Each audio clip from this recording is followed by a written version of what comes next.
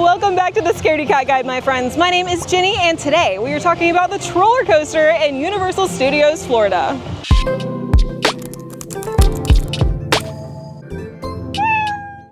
If you're new here, this is the channel where we talk about theme parks and anxiety. We talk about sensory issues and really just anything that you might want to know if you're an anxious rider like I am. Now, the Trollercoaster is a newer attraction over here in DreamWorks Land. This is actually my first time on this little coaster, and I'm really excited to see how it stacks out to the other little kiddie coasters around Universal and even at Disney. So without further ado, let's dive into those details. This Trolls themed attraction contains high speeds, and of course, as a little coaster, its fair share of twists, turns, and drops. So let's start off by talking about those high speeds. Now, you might be surprised to hear that the Trollercoaster actually has a top speed of only 22 miles per hour. Just to put that into perspective, that's only 3 miles per hour slower than Disney's token kiddie coaster, the Barnstormer. While they definitely feel pretty comparable as far as speed goes, I'd actually say that the Trollercoaster feels a bit less intense overall, simply because it is much, much smoother. As a newer attraction, we don't have so much of that rough and rickety ride system, instead giving us a pretty smooth little coaster that's perfect for first-time thrill seekers. Now, as you might expect, we do, of course, see some of those twists, turns, and drops you'll find on other kiddie coasters. The great thing about this attraction, however, is that you can see every one of these maneuvers without even stepping into the queue.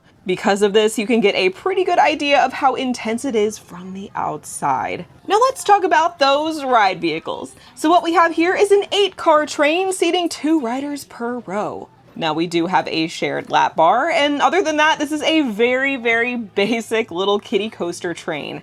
Now when it comes to the ride duration, the Trollercoaster clocks in at almost exactly 1 minute long. Now, just like the Barnstormer, if you don't include the lift, this ride is a whopping 45 seconds long. Now, this is very, very short and pretty on par with other kiddie coasters like it. So if you are nervous about any of the maneuvers, the speed, or anything like that, you can rest assured that this coaster will be over before you know it.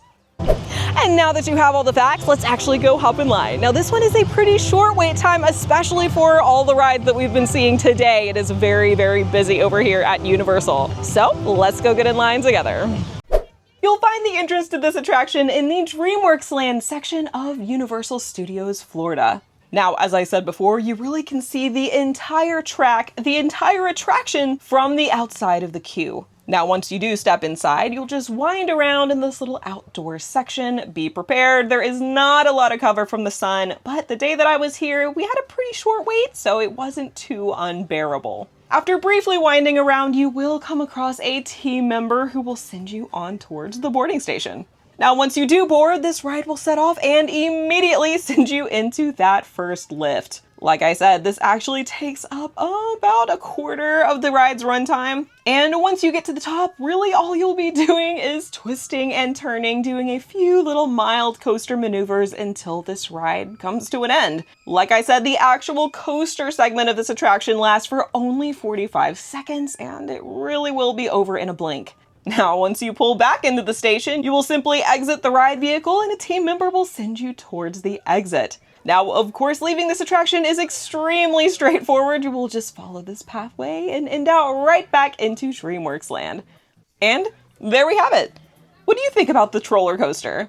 Even though this ride is super simplistic, very basic, and just your standard kiddie coaster, I do find it a really fun little attraction. This is a ride that could be perfect for kids or people just wanting to get into the roller coaster scene. It's a great one to start with. In my opinion, it's just a little bit less intense than the Barnstormer, which I would say is Disney's least intense coaster. So if you're wanting to get started with thrill rides, I would definitely recommend giving this one a try. But I want to know what you think, so don't forget to let me know in the comments below. Really quick, I did want to give a shout out to Nomad Andy. Thank you so much for letting us use your footage of the actual attraction. Now, as always, if you liked this video and you would like to see more like it, don't forget to like, subscribe, stick around, stay a while. We would love to have you in our little community of anxious riders. I hope you guys have a wonderful day, and I'll see you in the next one.